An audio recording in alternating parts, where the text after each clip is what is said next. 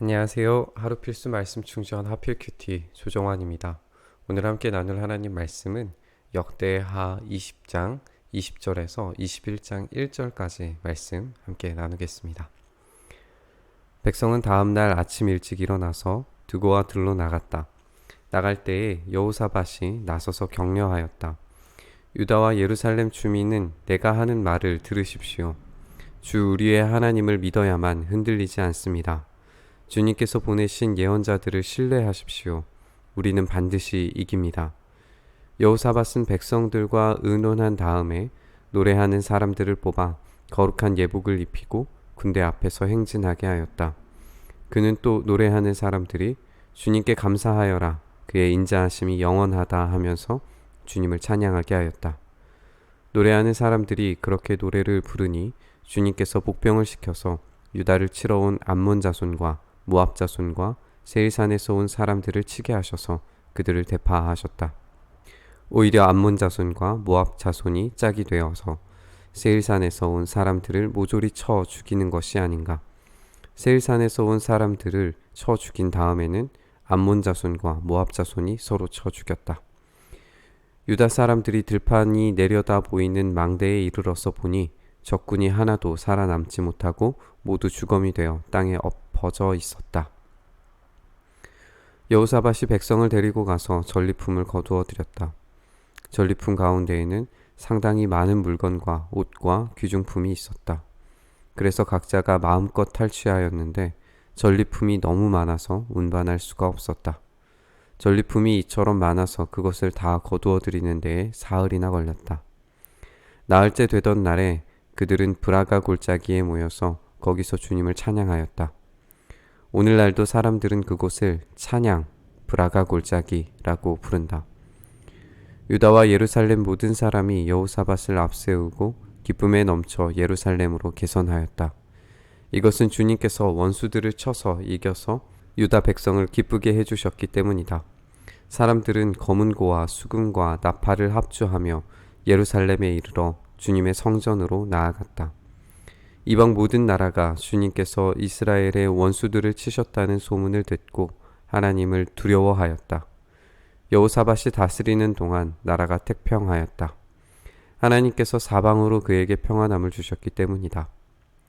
여호사밧은 유다의 왕이 되었을 때에 35살이었다. 그는 예루살렘에서 25해 동안 다스렸다. 그의 어머니 아수바는 실히의 딸이다. 여호사밧은 자기의 아버지 아사가 걸어간 길에서 벗어나지 아니하고 그 길을 그대로 걸어 주님께서 보시기에 정직하게 행하였으나 산당만은 헐어버리지 않아서 백성이 조상의 하나님만을 섬기게 하지는 못하였다. 여호사밧의 나머지 역사는 처음부터 끝까지 하나님의 아들 예후의 역사책에 다 기록되었고 그것은 이스라엘 열왕기에 올랐다. 한 번은 유다의 여호사밧 왕과 이스라엘의 아하시아 왕 사이에 동맹을 맺은 일이 있었는데 아하시아는 악행을 많이 저지른 왕이었다. 아하시아의 권유로 여호사밧이 다시스를 왕래할 상선을 만들었다. 배를 만든 곳은 에시온 게벨이었다. 그때의 마레사 사람 도다와후의 아들 엘리에셀이 여호사밧에게 와서 임금님께서 아하시아와 동맹을 맺었으므로 주님께서 임금님이 만드신 상선을 부수실 것입니다 하고 예언하였다. 그의 말대로 그 배는 부서져서 다시스로 가지 못하였다. 여호사밧이 세상을 떠나서 그의 조상에게로 가니 다윗성에 있는 왕실 묘지에 장사하였다. 그의 아들 여호람이 그의 뒤를 이어 왕이 되었다. 여호사밧은 하나님의 명령처럼 드고와 들로 나갑니다. 그리고 백성에게 하나님을 믿고 흔들리지 말라라고 그렇게 주문을 합니다. 또 노래하는 사람을 뽑아서 거룩한 예복을 입히고 군대 앞에서 행진하도록 하는데 이 일련의 장면들이 신명기에 등장하는 출애굽 당시의 정복전쟁의 매뉴얼을 그대로 따라하고 있는 점을 발견하게 됩니다. 신명기 20장 2절에서 4절 보면 이렇게 되어 있어요. 당신들이 싸움터에 나가기 전에 제사장을 불러서 군인들에게 격려의 말을 하게 하여야 합니다. 제사장은 군인들을 다음과 같이 격려하십시오. 이스라엘아 들어라. 오늘 너희가 너희의 대적과 싸우러 나아갈 때에 마음에 겁내지 말며 무서워 말며 당황하지 말며 그들 앞에서 떨지 말아라. 주 너희의 하나님은 너희와 함께 싸움터에 나가서 너희의 대적을 치시고 너희에게 승리를 주시는 분이시다. 이렇게 되어 있어요. 또 찬양대를 앞세우는 것도 여호수아가 여리고를 정복할 때의 그 함락의 장면에서 찬양대를 먼저 보내고 그리고 나팔을 부는 이런 장면들을 우리가 생각을 하게 됩니다. 또 오늘 이 찬양대가 부르는 찬양의 내용이 이런 거예요. 주님께 감사하여라. 그의 인자하심이 영원하다. 이게 시편 29편인데 강력한 하나님의 임재를 노래하는 시입니다. 이렇게 구약에 있는 출애굽 장면, 하나님의 임재를 기원하는 장면들이 붙여지면서 이 전쟁이 이스라엘 백성들의, 유다 백성들의 싸움이 아니라 하나님의 싸움임을 분명하게 보여주고 있습니다. 이렇게 전쟁의 양상은 오로지 하나님께서 싸우시는 전쟁으로 묘사가 되고 노래하기 시작할 때 유다를 치러 온 적의 연합군들이 서로 싸워서 싸우고 죽이는 그런 장면을 유다 사람들이 보게 됩니다. 전쟁은 유다의 일절의 피해가 없이 오로지 찬양과 굳게 서서 믿음으로 승리하는 장면만을 우리가 보게 됩니다. 25절을 보면 이제 전리품을 얻는 장면이 등장을 해요. 고대 전쟁의 목적이라고 하면 이 전리품을 얻는 전리품의 획득이 굉장히 큰 이유였습니다. 전쟁의 참가자들은 사실 목숨을 내놓고 참여를 하기 때문에 이 전쟁에서 얻어가야 되는 게 있잖아요. 이게 전리품이에요. 그러니까 목숨을 내놓고 참여하는 대신에 그만큼 인생을 뒤집을 수 있는 기회가 이 전쟁에 있었다는 거죠. 그렇게 유다를 침략하고 전리품을 차지하려고 했던 사람들이 오히려 서로 죽이고 전리품을 제공하는 자들이 되고 말았습니다. 전리품을 사흘 동안 거둬들이면서 하나님의 완벽한 승리가 일절의 유다의 노력 없이 풍성한 믿음의 대가를 받는 그런 모습으로 오늘 이 장면을 보게 됩니다. 그리고 이 브라가 골짜기는 그래서 이 축복이라고 하는 뜻과 찬양이라고 하는 뜻이 있는데 이게 이제 합쳐져서 복과 찬양을 뜻하는 브라가 골짜기라고 이제 부르게 되었다라고 역대기 기자가 첨언을 합니다. 이렇게 하면서 이제 승리를 얻게 된 유다 모든 사람들이 여호사밧과 함께 여호사밧을 앞세우고 이제 찬양의 행진을 하기 시작합니다. 믿음으로 부른 찬양은 승리를 낳았고 승리는 감사의 찬양으로 이어져서 주님의 성전으로 이어지게 됩니다. 성전 앞에서 두려움과 그리고 염려의 기도로 시작했다는 것을 우리가 생각을 해본다면 이제 기쁨과 승리의 찬양으로 성전에서 결말을 맞게 됩니다. 놀라운 믿음의 역사는 이방의 모든 나라가 하나님을 두려워하게 되면서 이스라엘 백성들이 평안하게 되는 것으로 결말을 맞게 됩니다.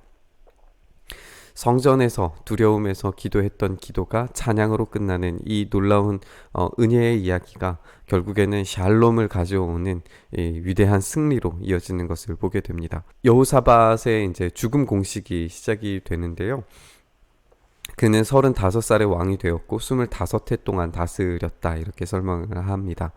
아버지 아사의 길에서 벗어나지 않고 그대로 걸어서 주님 보시기에 정직하게 행동을 했습니다. 그런데 산당만큼은 없애지를 못해서 백성이 하나님을 온전히 섬기지 못하게 되었다라고 그렇게 평가를 합니다. 우리는 여호사밧이 사법 개혁을 통해서 백성으로부터 시작을 해서 중앙에 이르기까지 이런 하나님 앞에서의 판결이 이루어지게 만든 그런 개혁 작업을 우리가 알고 있는데 그럼에도 불구하고 이 백성들의 삶 속 깊이에 있었던 산당을 없애지 못해서 그들의 삶 속에 광범위하게 퍼져 있는 산당을 없애지 못했기 때문에 진정한 의미에서 믿음의 개혁을 일으킬 수는 없었다는 사실을 보게 됩니다. 그들의 마음 저변에 하나님을 향한 죄의 욕망 자체를 없애는 것은 불가능해 보입니다. 마찬가지로 이 여호사밧에게도 이런 욕망들이 있었다는 것을 보게 돼요. 오늘 이제 에시온 게벨에서 만드는 배에 대한 이야기가 나오는데 이게 이제 다 아합 가문과 결탁하고 동맹하게 되면서 벌어진 일들이었어요. 우리가 아합과 함께 손을 잡으면서 그것을 하나님 보시기에 아합의 가문을 통하여서 얻게 되는 그 부귀 영화를 사랑했다는 장면을 하나님께서 말씀하셨던 진노하셨던 장면이 있었는데 이게 이 에시온 게벨에서 만들어졌던 이 배와도 연결이 되어져 있어요. 열왕기상에서도 동일한 이야기가 기록되어져 있는데 이 에시온 게벨에서 배를 만들었던 이유는 다시스로 보내서 오빌의 금을 얻기 위한 것이 목적이었습니다. 그러니까 이 여호사밧은 여전히 계속해서 이 북이 영화에 대한 그런 사랑함, 또 그것을 자신의 노력과 어떤 성취의 업적으로 만들려고 하는 그런 노력들이 계속해서 일어나고 있다는 것을 보게 돼요.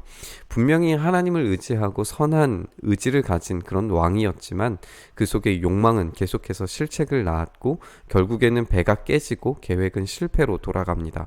단순히 이게 이런 실패로만 끝나면은 좋겠는데 그런 실패로만 끝나는 게 아니라 이 자녀들이 이제 아합의 가문과 결혼을 하게 되면서 더 끔찍한 유다에게는 정말 씻을 수 없는 아픔의 치욕의 시간들을 맞이하게 될 겁니다. 이제 최종 죽음 공식으로 여호사밧의 마지막 끝을 맺습니다. 어떤 인물에게도 공과 관은 있죠. 여호사밧은 분명히 하나님을 신뢰함으로써 사법개혁과 전쟁의 승리를 이룬 그런 좋은 왕이었습니다. 그럼에도 불구하고 그 안에 작동하는 욕망을 하나님의 방식이 아닌 것들로 채우면서 불행의 씨앗을 남기게 됩니다.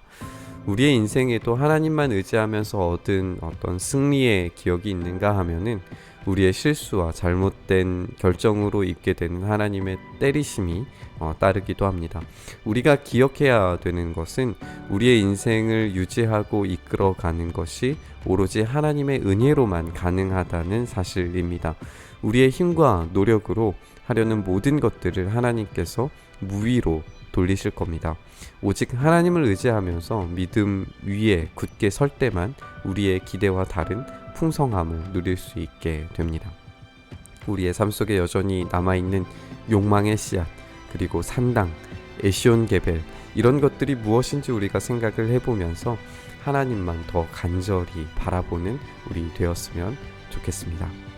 하나님, 오늘 우리 안에 있는 여전한 욕망들, 하나님께서 주신 은혜에도 불구하고 우리의 힘과 노력으로 애써 보려고 하는 모든 시도들을 하나님께서 무위로 돌리시고 실패하게 하신다는 사실을 한번 생각해 봅니다. 하나님, 우리가 오로지 믿음 위에 굳게 서서 하나님께서 주시는 승리로 만족할 수 있는, 그리고 그 안에서 오히려 더욱더 풍성한 것을 얻게 만드시는 하나님의 놀라운 능력을 기억하게 하여 주시옵소서. 오늘 그 믿음 위에 다시 서기를 소망함으로 나아가오니 우리를 붙드시고 우리의 욕망의 씨앗들을 제거하시고 하나님께서 들으시는 그 기도가 온전히 이루어지는 삶 속에 베풀어지는 그런 놀라운 은혜를 오늘도 경험하게 하여 주시옵소서. 그렇게 붙드시기를 간절히 소망하며 우리 주님 예수 그리스도의 이름으로 기도드리옵나이다. 아멘. 오늘 부딪힌 말씀 가지고 함께 기도의 자리로 나아가시죠.